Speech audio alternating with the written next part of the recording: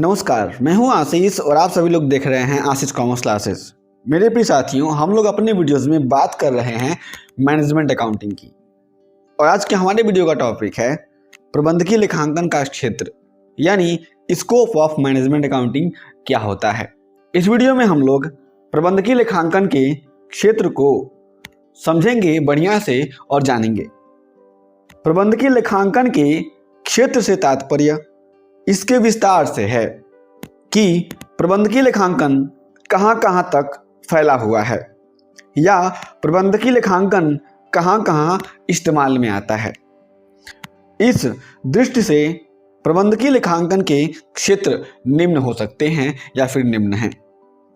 आपको ये समझना है कि जो भी मैनेजमेंट अकाउंटिंग है उसमें उसका क्षेत्र कहाँ तक है यानी उसका विस्तार कहाँ तक है, कहाँ तक फैला हुआ है। मैनेजमेंट अकाउंटिंग किन किन चीज़ों में किन किन उद्देश्यों के लिए प्रयोग में आता है, इन सबको हम लोग समझते हैं इसके स्कोप में यानी क्षेत्र में। जिसमें पहला है लागत नियंत्रण विधि यानी कॉस्ट कंट्रोल प्रोसीजर। आपको मालूम है कि जब कभी भी किसी भी वस्तु का निर्माण होता है, प्रोडक्शन होता है, तो उसके साथ साथ यह ध्यान रखा जाता है कि किसी भी वस्तु के निर्माण में हमेशा लागत कम आए और लागत कम आएगा तभी किसी भी व्यवसायी का, किसी भी कंपनी का फायदा हो सकता है। यानी कॉस्ट कम से कम लगना चाहिए और कॉस्ट कम से कम लगना हमारे लिए प्रबंधकीय लेखांकन की दृष्टि से बहुत ही अच्छा माना जाता है, क्योंकि प्रबंधकीय लेखांकन भी इसी बात पर बल देती है कि हमारे पास किसी भी कंपनी में जो भी वस्तुएं प्रयोग में आ रही हैं, जितना का जितना पैसा लग रहा है, जितना खर्च हो रहा है, वह कम से कम हो और उन सभी का मैनेजमेंट हो सके सही तरीके से। इसके लिए मैनेजमेंट अकाउंटिंग यहाँ पर अपना क्षेत्र स्थापित करता है। इस हिसाब से जो लागत नियंत्रण विधि है यह मैनेजमेंट अकाउंटिंग यानी प्रबंधकीय लेखांकन के दायरे में आता है। दूसरा लागत और सांख्यिकी यानी कॉस्ट एंड स्टैटिस्टिक्स। यहाँ पर समझने वाली बात है कि किसी भी वस्तु के लेखांकन के समय जब किसी भी वस्तु का यहाँ पे लेखांकन होता है, और लेखांकन में कौन सा लेखांकन? लागत लेखांकन। तो वहाँ पे देखा जाता है कि किस तरीके से व्यवसाय में रॉ मटेरियल आया हुआ है, कौन कौन से उसमें चीज़ें लगी हुई हैं, कितना श्रम लगा, मटेरियल कितना लगा, और भी जो भी ओवरहेड्स थे वो कितने लगे। इन सब का विधिवत लेखांकन करके रिपोर्ट दिया जाता है। ये सारी की सारी चीज़ें जो भी मैनेजमेंट को सौंपी जाती हैं, वे सारी चीज़ें जो भी होती हैं वह डेटा में यानी स्टैटिक्स के फॉर्म में होती हैं, ग्राफ के फॉर्म में होती हैं। तो इस स्थिति में यह समझा जा सकता है कि जो भी मैनेजमेंट अकाउंटिंग है उसका क्षेत्र, उसका दायरा, उसका स्कोप स्टैटिस्टिक्स और लागत के साथ भी सामंजस्य खाता है, यानी लागत में भी आता है और स्टैटिक्स में भी यानी सांख्यिकी में भी आता है। तीसरा है बजट एवं पूर्वानुमान यानी बजटिंग एंड फोरकास्टिंग। किसी भी व्यवसाय के लिए कितने पैसे खर्च होने वाले हैं उसकी मैन्युफैक्चरिंग में, उसकी सेलिंग में, उसके एडवर्टीजमेंट में, उसके साथ साथ उसके लिए जो भी वस्तुएं मंगाई जा रही हैं, मैन्युफैक्चरिंग के समय रॉ मटेरियल मंगाया जा रहा है, उसमें कितने पैसे खर्च हो जाएंगे और कंपनी के पास कितने पैसे रिजर्व में हैं, अब कंपनी का कितना प्रॉफिट आ रहा है, इसके लिए बजटिंग करना बहुत ही जरूरी होता है। और इसके साथ साथ ये भी ध्यान रखा जाता है कि पहले से ही अनुमान कर लिया जाता है जब बजटिंग की जाती है तो, कि आगे कंपनी को कितना फायदा होने वाला है, कंपनी कितना पैसा कमाने वाली है और कंपनी का ग्रोथ कितना होने वाला है। तो इन सभी उद्देश्यों को ध्यान में रखते हुए जो प्रबंधकीय लेखांकन है वह बताती है कि किसी भी प्रबंधक को किस तरीके से जो भी बजटिंग है और उसके साथ साथ जो भी फोरकास्टिंग है करना चाहिए। बजटिंग और फोरकास्टिंग क्या है इसको हम लोग अलग से भी दूसरे चैप्टर में जरूर पढ़ेंगे, विस्तार से पढ़ेंगे। चौथा है सामान्य लेखा विधि यानी जनरल अकाउंटिंग। यहाँ पे आपको ये समझना है कि किसी भी व्यवसाय में cash book, purchase book, sales return books, purchase return books, journals, ledgers आदि बनाए जाते हैं। और इसी के साथ साथ जो भी बिजनेस है उसमें हिस्टोरिकल ट्रांजैक्शंस के बेस पे क्या किए जाते हैं, लेखे किए जाते हैं, अकाउंटिंग की जाती है। और जब इतना हो जाता है तो कंपनी के जो भी फाइनल अकाउंट्स होते हैं वे तैयार किए जाते हैं। तो ये किसी भी कंपनी के लिए क्या है, एक सामान्य लेखा विधि है यानी जनरल अकाउंटिंग है। इसको हम लोग फाइनेंशियल अकाउंटिंग भी कह सकते हैं। मैनेजमेंट अकाउंटिंग के लिए फाइनेंशियल अकाउंटिंग बहुत ही जरूरी है, क्योंकि मैनेजमेंट अकाउंटिंग के पास जो डेटा आएगा, बैलेंस शीट आएगी, पीएल अकाउंट आएगा, कैश फ्लो स्टेटमेंट आएगा और भी जो भी चीजें आएंगी डॉक्यूमेंट्स के फॉर्म में, मैनेजमेंट अकाउंटिंग के पास, मैनेजर के पास, वे सारी की सारी चीजें आगे के लिए मैनेजमेंट के पर्पज से बहुत इंपॉर्टेंट होता है। इसलिए जो भी यहाँ पर जनरल अकाउंटिंग है यानी जिसको हम लोग फाइनेंशियल अकाउंटिंग कह सकते हैं यानी सामान्य लेखा विधि, वह भी आता है प्रबंध लेखांकन के दायरे में यानी प्रबंधकीय लेखांकन के दायरे में, जिसको हम लोग मैनेजमेंट अकाउंटिंग कहते हैं, इसके स्कोप में आएगा। पांचवा है लागत लेखा विधि। अभी मैंने आपको पहले ही समझाया हुआ है कि किसी भी कंपनी को कितनी वस्तुएं निर्मित करनी है, उसके लिए कितना रॉ मटेरियल चाहिए, उसके लिए कितना लेबर लगेगा, कितने और एक्सपेंसेस लगेंगे, लाइट कितना खर्चा हो रहा है, डीजल कितना खर्चा हो रहा है, और भी चीज़ें, ओवरहेड्स वगैरह कितनी लग रही हैं, इन सब का अवलोकन करना, इन सब को विस्तार से विश्लेषित करना, इसका ब्यौरा देना कौन काम करता है, लागत लेखांकन काम करता है। और जो कॉस्ट अकाउंटेंट होता है वह इसको अच्छी तरीके से समझा देता है। अब जब ये डेटा आता है मैनेजमेंट अकाउंटिंग के पास, तो मैनेजमेंट अकाउंटेंट करता क्या है, इन सारे के सारे जो भी कॉस्ट अकाउंटेंट के द्वारा जो भी डेटा प्राप्त होता है, लागत लेखांकन का डेटा, उसको अपने पास लेता है, उसका अच्छे तरीके से करता है एनालिसिस और वह सौंप देता है मैनेजमेंट को, और मैनेजमेंट उसी के हिसाब से अपनी आगे की प्लानिंग करती है। आगे है छठवां यानी स्कंध नियंत्रण। स्कंध मतलब होता है स्टॉक, जिसको इन्वेंट्री भी कहा जाता है।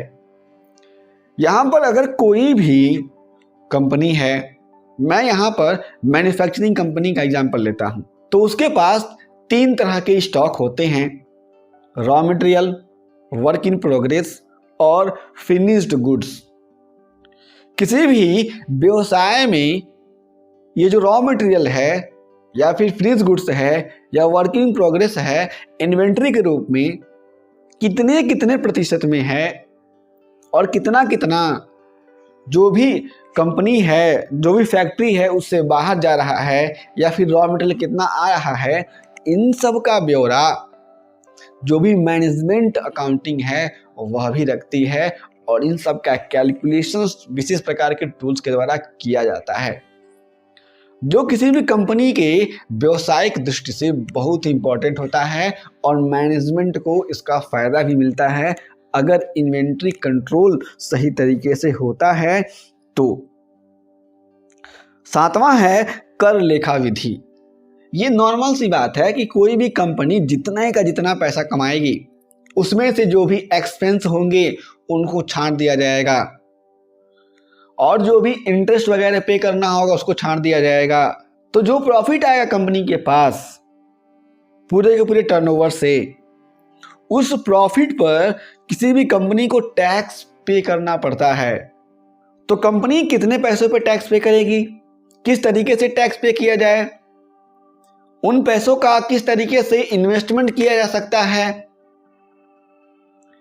इन सभी चीज़ों को समझा जाता है मैनेजमेंट अकाउंटिंग में। और टैक्स अकाउंटिंग, टैक्स प्लानिंग को भी मैनेजमेंट अकाउंटिंग कवर कर लेता है। क्योंकि अगर मैनेजमेंट अकाउंटिंग अच्छे से हो जाती है ना, तो कंपनी के बहुत सारे टैक्स बच भी जाते हैं। क्योंकि जो भी प्रबंध होता है मैनेजमेंट अकाउंटिंग करवाने के बाद से अच्छी तरीके से प्लानिंग भी करता है किस तरीके से टैक्स को बचाया जाए। अब हम आगे बात करते हैं 8वें की, यानी आंतरिक अंकेक्षण की, यानी इंटरनल ऑडिट की। जो भी इंटरनल ऑडिट है उसमें जो भी मैनेजमेंट अकाउंटिंग है बहुत ही इम्पॉर्टेंट रोल रखती है, क्योंकि अगर ऑडिटर आता है तो अगर बिजनेस ने क्या किया हुआ है, मैनेजमेंट ऑडिट करवाया हुआ है, तो जो भी मैनेजमेंट ऑडिट का रिपोर्ट होगा वह रिपोर्ट जो भी सीए आ रहा है ऑडिट करने के लिए वह देखेगा। उसके लिए बहुत ही सुलभ हो जाएगा कि इंटरनल ऑडिट किस तरीके से करना है उसे और कैसे शीघ्रता से सारी की सारी चीज़ों का क्लासिफिकेशन करना है।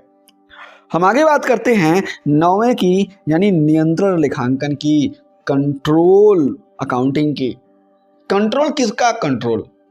कॉस्ट का कंट्रोल किया जाता है यहाँ पे, जो भी एक्सपेंसेस होते हैं उनका कंट्रोल किया जाता है यहाँ पे, जिससे क्या हो सके कि मैनेजमेंट अकाउंटेंट के पास जो डेटा आए उन डेटा के बेस पर मैनेजमेंट अकाउंटेंट सारे के सारे टूल्स, जो भी रेस्पेक्टिव टूल्स हैं किसी भी अकाउंटिंग के लिए, मैनेजमेंट अकाउंटिंग में जो मैं आपको पढ़ाऊंगा आगे चल के, थ्योरी भी और न्यूमेरिकल्स भी, उन्हीं के बेस पर जो भी मैनेजमेंट अकाउंटेंट होता है क्या करता है, डेटा प्रोवाइड कराता है मैनेजमेंट को, और रिपोर्ट जो मैनेजमेंट के पास जाता है, डेटा जाता है, उसी के बेस पर मैनेजमेंट क्या करती है, एक उचित निर्णय ले पाती है और प्लानिंग कर पाती है।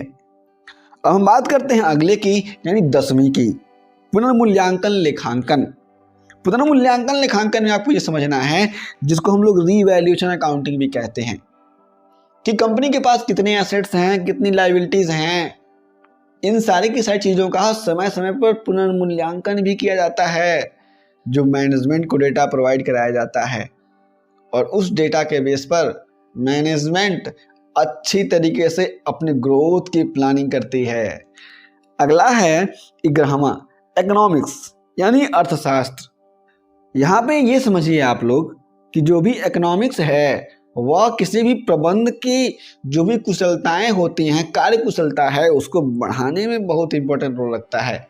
कितना डिमांड है, कितनी सप्लाई है, और भी तमाम तरह के जो एनालिसिस किए जाते हैं, वे सारे के सारे एनालिसिस इकोनॉमिक्स से जो भी ग्राफ्स वगैरह डेटा प्राप्त होते हैं उन पर कर लिया जाता है, और ग्रोथ के लिए विचार किया जाता है मैनेजमेंट के द्वारा कंपनी के। 12वां है परिमाणात्मक विधियां, यानी क्वांटिटेटिव मेथड्स। जो कंपनी के पास क्वांटिटेटिव मेथड्स होते हैं उनका प्रयोग करके कंपनी के द्वारा जो भी जोखिम होता है किसी बिजनेस में, रिस्क होता है, और वह जोखिम हमेशा अनसर्टेन होता है, अनिश्चित होता है, उसको कम करने का प्रयास किया जाता है। इसके लिए कंपनी के पास बहुत सारे मेथड्स होते हैं, जिसमें आपका लीनियर प्रोग्रामिंग आ जाता है, कोरिलेशन आ जाता है, टाइम सीरीज एनालिसिस आ जाता है, और उसके साथ साथ कंपनी के पास स्टैंडर्ड डेविएशंस, इस तरीके के मेथड आ जाते हैं। अगला है विकास लेखांकन, यानी डेवलपिंग अकाउंटिंग।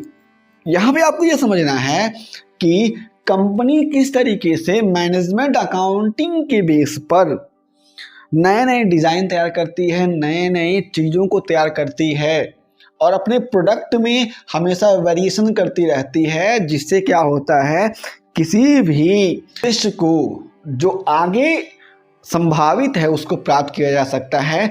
इसमें कंपनी के द्वारा बहुत सारे शोध भी किए जाते हैं। जैसे आप लोगों ने देखा होगा कि इस बार जो भी सैमसंग का कुछ साल पहले मोबाइल आया हुआ है, उसमें क्या है, वो मोबाइल फोल्ड हो जा रहा है। तो वहाँ पर कंपनी ने क्या किया हुआ है, बहुत सारे रिसर्च एंड डेवलपमेंट के काम किए हुए हैं। तो इस बात को भी समझना है कि मैनेजमेंट के साथ कंपनी का जो भी रिसर्च एंड डेवलपमेंट होता है वह भी जुड़ा होता है मैनेजमेंट अकाउंटिंग में, और यह मैनेजमेंट अकाउंटिंग के स्कोप में आता है।